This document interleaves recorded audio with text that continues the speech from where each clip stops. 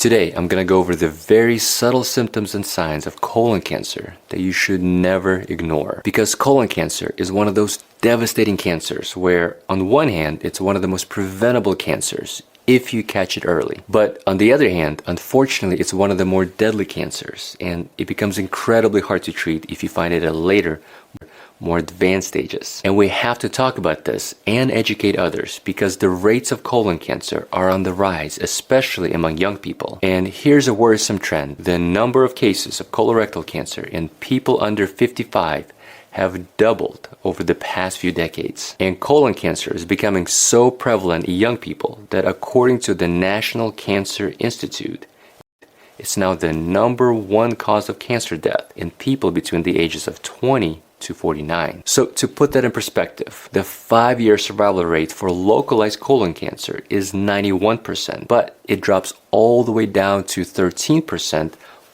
once it spreads outside the colon and starts metastasizing to other organs. So recognizing the early symptoms could save lives, especially young people's lives who historically did not have to worry about this awful cancer. So if you find this video helpful, share it with your family and friends, as early detection is absolutely key in increasing your chances of surviving colon cancer. Now, before we dive into the signs, let's quickly break down what colon cancer or colorectal cancer is. So, colon cancer starts in the large intestine, or the colon, and more often than not, this cancer begins as a benign, non-cancerous polyp. But some of those polyps can turn cancerous over time. And the good news is, if you catch these early, they can be easily removed, which is what happens during a routine screening colonoscopy. And I'm going to talk about the best screening methods later.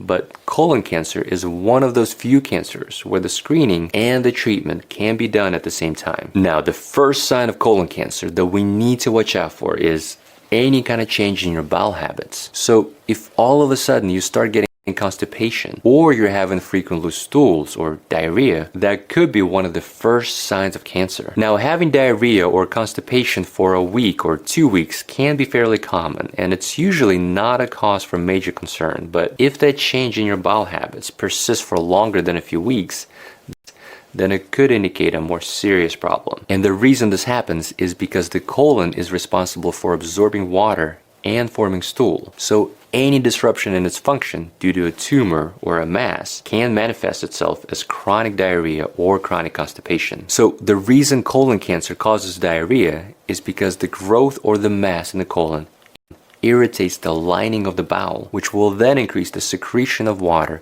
and it will speed up the transit time of digestive materials. And that's what causes the diarrhea. And when it comes to constipation, that usually shows up if the tumor creates a physical blockage, which can slow down or prevent stool passage. And if you ever get alternating patterns of diarrhea and constipation, well, that could actually be a signal that cancer growth in the intestine is intermittently obstructing the colon. Okay, the next sign we need to discuss is unexplained weight loss. And cancers in the colon lead to weight loss in 2 different ways. First, colon cancer can physically interfere with the proper nutrient absorption in the intestine. And second, many cancers, including colon cancer, cause weight loss because they divert the body's nutrients to support its own growth. And they do that by releasing all kinds of substances called cytokines that basically hijack the body's signaling, and they redirect all of the nutrients to support their own proliferation and growth. So if you find that you're losing weight unintentionally and without a good reason, then I would definitely make sure to get evaluated for not just colon cancer, but other cancers as well. So another subtle sign that could be an early warning symptom of colon cancer is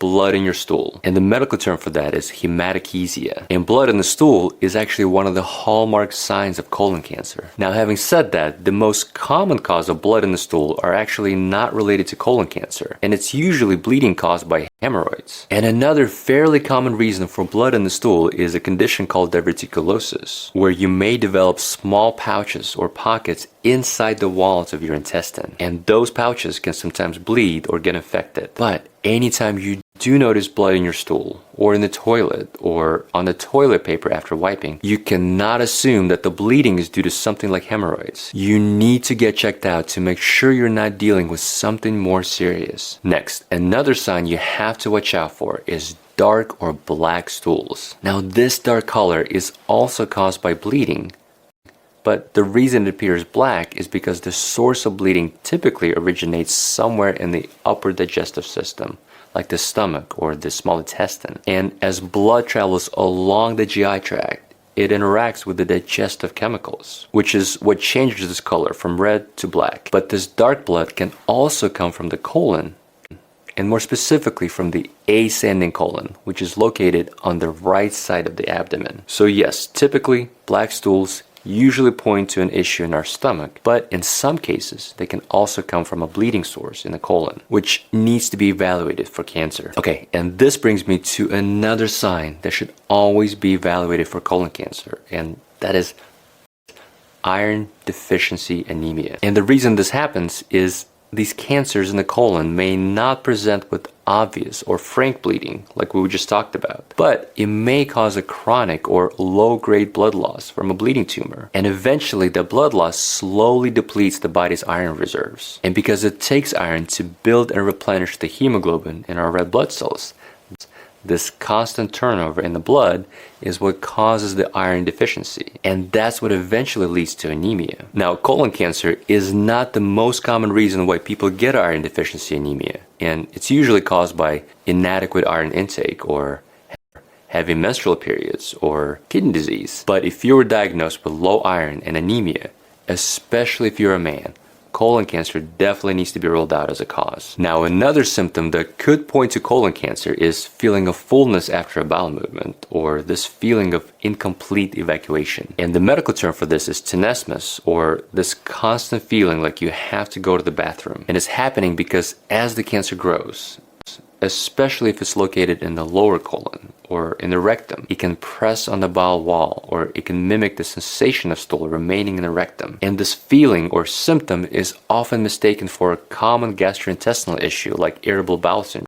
But this could also be an early sign of cancer, especially if it persists for several weeks. Okay, another symptom that needs to be evaluated if it persists for longer than a few weeks is excessive gas or bloating. And this gas and bloating happens due to several mechanisms. So if a cancer growth gets large enough, it can cause physical blockage in the colon, which can trap gas behind it, which in turn can lead to bloating and abdominal discomfort. And another mechanism for why this happens is these tumors can actually obstruct the normal digestion and fermentation of food in the colon, which eventually leads to the disruption of the balance of the bacteria in our gut. And anytime our gut bacteria or our microbiome gets disrupted, it can lead to more gas and more bloating. And sometimes you get a situation where the partial blockages by the tumor will slow down the passage of waste in the colon, which will then give bacteria more time to ferment undigested food and lead to more gas production. So if you have persistent bloating and you haven't made any recent dietary changes, or if the bloating and the gas persists for longer than a few weeks, then that's a red flag and it definitely needs to be evaluated. Now let's talk about the most common early sign of colon cancer, and that is actually no sign at all, or an absence of clinical symptoms. And that is because colon cancer has to be pretty advanced before you start developing many of the signs to let us know there's a problem. And that is why it's so important to be very aggressive with your screening for colon cancer, because the best time to find it is when you don't have any symptoms at all. And the earlier you find it, the higher the chances of your survival. So here in the US, the recommendation is to start your screening at the age of 45. And this is for people at an average risk of colon cancer. And the screening can be done either with a colonoscopy, or it can be done with a more non-invasive test, like a stool test that you can do at home. Now with colonoscopies, it's a simple procedure in which a long flexible tube with a camera is inserted into the rectum. And your GI doctor will be able to examine your entire colon for any kind of polyps or any abnormal tissue. And if they do find any concerning polyps, they'll be able to remove those polyps right away and send them for biopsy. Now, colonoscopies are considered to be the gold standard for screening and diagnosing colon cancer, but there are a few disadvantages. So one, colonoscopies do require bowel preparation, which happens the day before the procedure. And that's not the most pleasant thing for most people. And there's also a very tiny risk of complications, like bleeding or perforation during the procedure. And since colonoscopies in the US are usually done under sedation, there's also the tiny risk of complication from the sedation or the anesthetic itself. So if you're not too excited about a colonoscopy, there are other alternatives you can discuss with your doctor. And those are your stool-based tests, like where you get a kit that will test your bowel movement for any blood, which could indicate possible colon cancer. And those tests are your fecal occult blood test or the fecal immunochemical test. And there are some stool tests that can check your bowel movement for any DNA changes that are concerning for colon cancer or large polyps. Now, with these stool-based tests, the advantages are they're not invasive, so they don't require procedure or sedation. But on the flip side, they're also not as good at detecting polyps or cancer precursors when compared to colonoscopy. And these tests have to be done anywhere from yearly to every 3 years, depending on the test you choose. So there are pros and cons to every test, but the most important thing is to get screened no matter which test you choose. And by the way, 45 years old is the absolute latest when we should start screening for colon cancer. And this is for people with an average risk of colon cancer. And in some cases, you need to start much earlier, at a much younger age. So if you have inflammatory bowel disease like Crohn's or ulcerative colitis, then you'll need to start your screening earlier. Also, if you have a family member with history of colon cancer, or if they have a history of high-risk polyps, then the recommendation is to start your screening at the age of 40 instead of 45, or 10 years before the age your relative was diagnosed, whichever comes first. So for example, if you have a relative that was diagnosed at age 35, then your screening will need to start 10 years before that. So as early as 25 years old. Now there's a little bit more nuance to that, depending on what other risk factors you may have or what degree relative is it that was diagnosed with colon cancer. But your doctor will be able to guide you on the best test in your situation or the best time to start your screening. And by the way, as important as it is to talk about early signs of colon cancer so we can detect it early, probably the more important thing is to know how to prevent it. So stay tuned, as I'll be making another video in the future on the different causes of colon cancer in young people. And I'll talk about what steps you need to start taking to lower your risk of cancer. So subscribe and stay tuned for that. I hope this was helpful, and I'll see you in the next one.